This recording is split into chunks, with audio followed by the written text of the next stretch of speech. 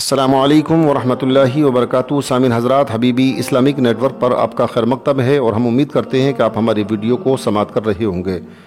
دوستو، اس سے پہلے بھی ہم نے اپنے صوبہ یوپی سے 5 بڑے اللہ کے ولیوں کا ذکر خیر کیا تھا، جس کو آپ نے کافی پسند فرمایا۔ اب ہم پھر آپ کی خدمت میں صوبہ مہاراشٹر سے 5 بڑے اللہ کے ولیوں کا ذکر خیر کر رہے ہیں اور امید کرتے ہیں کہ آپ اس کو پسند فرمائیں گے۔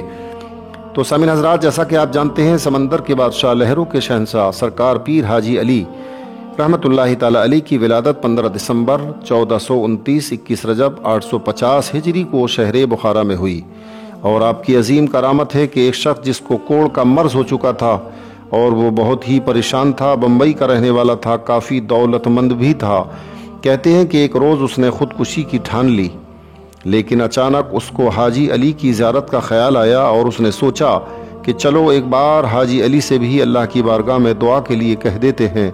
یہ شخص درگاہ پر حاضر ہوا۔ اچانک ایک ہوا مزار شریف سے نکلی اور اس کے جسم سے باہر نکل کر واپس چلی گئی۔ اس نے دیکھا کہ اس کا جسم صحیح سالم بلکہ پہلے سے بھی خوبصورت ہو چکا تھا۔ سامعین حضرات، یہ واقعہ خود اس شخص نے حضرت مفتی رفیق احمد صاحب مرادآبادی سے بیان کیا۔ اس لیے کسی عاشق نے کہا ہے کہ نگاہ مرد مومن سے بدل جاتی ہیں تقدیریں، اگر ہو ذوق یقین پیدا تو کٹ جاتی ہیں زنجیریں۔ دوستو، قطب کوکن سرکار مخدوم علی فقہی مہائمی ماہم شریف بمبئی رحمۃ اللہ تعالی علیہ، آپ کی تاریخ ولادت 10 محرم ہجری 776 20 جون 1374 کو ہوئی، اور آپ کا وصال 8 جمادی الثانی 835 ہجری 10 فروری 1432 عیسوی کو ہوا۔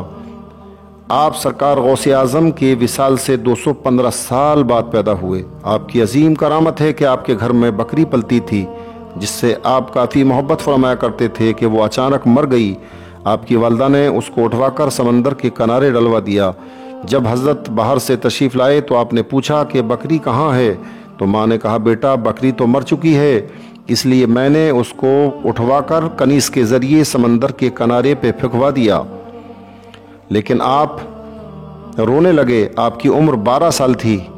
کہا، امی مجھے اس بکری کے ساتھ بڑی محبت ہے، اس بکری کو بتاؤ امی وہ بکری کہاں ہے؟ آپ کی والدہ ماجدہ فرماتی ہیں، اے کنیز، جہاں تو بکری پھینک کر کے آئی ہے، جا میرے بیٹے کو اس بکری کے پاس لے جا۔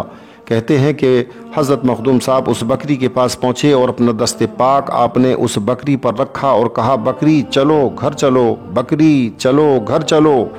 کہتے ہیں کہ وہ بکری زندہ ہو کر آپ کے ساتھ چلنے لگی۔ سامعین حضرات، اس واقعے کو مولانا سید ابراہیم مدنی نے ضمیر الانسان نام کی کتاب میں اس کو بخوبی بیان فرمایا ہے۔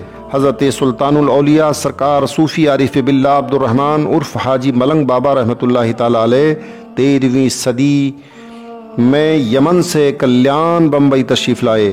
کہا جاتا ہے کہ آپ جب پہاڑ پر چلنے لگے تو ایک ہی چھلانگ میں آپ کا گھوڑا اور آپ کے مرید کا گھوڑا پہاڑ کی چوٹی پر جا پہنچے، اور جب آپ کے گھوڑے کی ٹاپ پہاڑ پر لگی تو میٹھے پانی کا چشمہ جاری ہو گیا۔ یہ آپ کی عظیم کرامت ہے کہ آج تک یہ چشمہ سارے زائرین کو سیراب کر رہا ہے، اور جو عقیدت مند بھی جس مقصد سے اس پانی کو لے کر جاتا ہے، اللہ کریم اپنے فضل سے اس کی دلی مراد کو پورا فرما دیتا ہے۔ سامعین حضرات، اسی طریقے سے شہنشاہ ہندوستان حضرت عالمگیر اورنگزیب رحمۃ اللہ تعالی علیہ کی بھی بہت بڑی شان ہے۔ سامعین حضرات، حضرت اورنگزیب علیہ الرحمہ نے جو سب سے بڑا کارنامہ انجام دیا وہ ہے تعزیرات ہند نامی کتاب، جس کو فتاوی عالمگیری کے نام سے یاد کیا جاتا ہے۔ یہ وہ اورنگزیب کا یہ وہ احسان ہے جس کو رہتی دنیا تک بھلایا نہیں جا سکتا۔ سامعین حضرات، حضرت عالمگیر اورنگزیب رحمۃ اللہ تعالی علیہ کی سب سے بڑی شان تو یہ ہے کہ وہ دین کے مجدد تھے، جو ولایت ہی کی ایک بہت بڑی کڑی ہوا کرتی ہے۔ آپ کی پیدائش 3 نومبر 1618 اور آپ کا وصال 3 مارچ 1707 میں ہوا۔ میں تو صرف ان کی شان میں یہی کہوں گا کہ اے عالمگیر، تجھ پر خدا یوں فیض بارانی کرے، آسماں تیری لہد پر نور افشانی کرے۔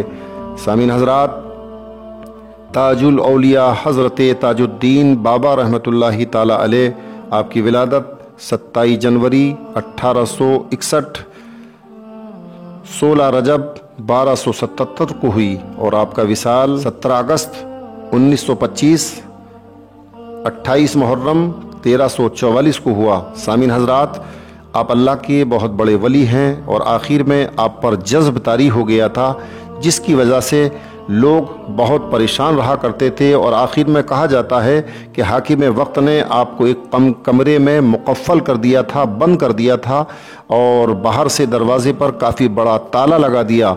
लेकिन रवायत कहती है कि बाबा ताजुद्दीन को अंदर बंद किया जाता और आप बाहर जाकर घूमना फिरना शुरू कर देते थे।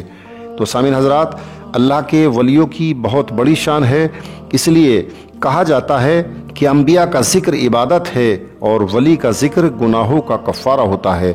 सामीन हजरात, अगर मरने के बाद ज़िंदगी हासिल करना चाहते हो तो आओ इन लोगों से सीखो कि उन्होंने ज़िंदगी कैसे गुजारी। तमाम ज़िंदगी अल्लाह का जिक्र किया तो अल्लाह ने तमाम दुनिया में उनका चर्चा कर दिया। सामीन हजरात, अगर आपको लगता है कि ये वीडियो हमारे दूसरे भाइयों तक पहुंचना चाहिए तो आप हमारे चैनल को सब्सक्राइब करें, लाइक करें और शेयर भी करें। अब हमें इजाज़त दें। अल्लाह हाफिज़। अस्सलामु अलैकुम वरहमतुल्लाहि वबरकातुहू।